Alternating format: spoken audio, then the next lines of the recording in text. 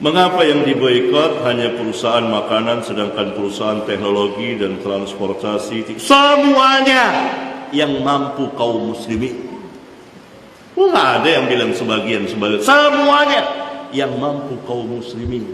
Bertahap, kaum muslimin baru tahu, baru melek sekarang.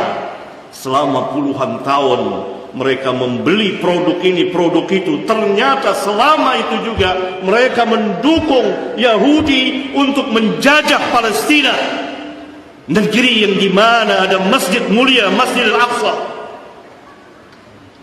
Baru kita melek ketika teknologi itu dulu kita tidak tahu.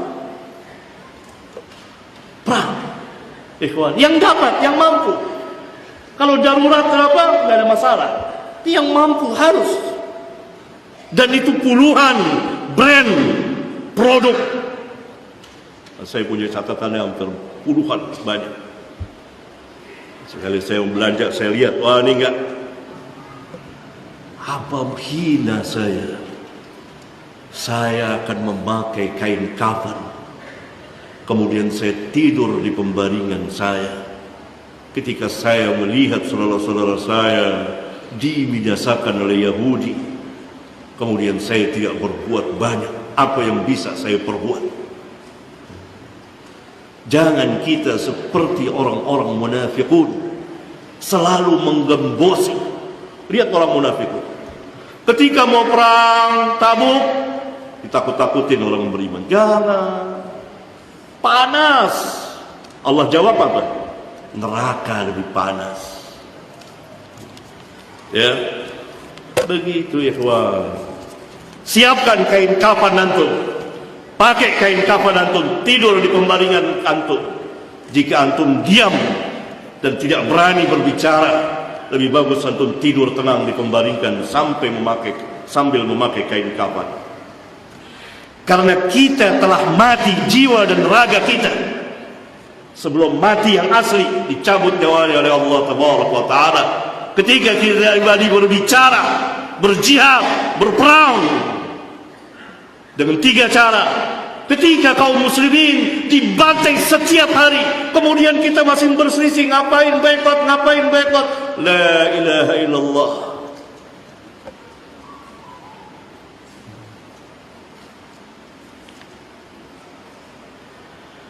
Jika diboikot, bukankah yang rugi karyawan muslim yang bekerja di situ juga? Sudah nyata atau belum? Sudah ada yang di PHK? Belum nyata.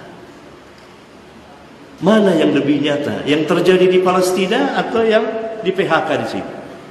Mana yang lebih nyata? Palestina. Kemudian dalam Islam, apabila berhadapan dengan dua mafsadah, pilih cegah mafsadah yang lebih besar. Ini pembunuhan ribuan setiap hari. PHK, kalau dikatakan mafsadah, kecil. Jangan bekerja di tempat itu, cari kerjaan lain, pindah. Jangan ambil, kalau warung kaum muslim, jangan ambil lagi produk mereka, ambil yang produk yang lain. Dan boikot ini mengajarkan banyak kepada kaum muslimin. Di antaranya mereka menjadi mandiri. Untuk jangka panjang mungkin mereka akan buat ini, akan buat itu, akan buat ini. Lebih banyak lagi. Seperti negara-negara lain, ketika tidak memutuskan hubungan kerja dengan negara lain, mereka menjadi produktif. Mereka buat ini, buat itu. Ini bab muamalat luas. Jangan cengeng. Antum ini cengeng banget. Perang, berani jihad. Jahidul musyrikina bi amwalikum wa anfusikum wa alsinatikum. Berjihad melawan kaum musyrikin dengan harta.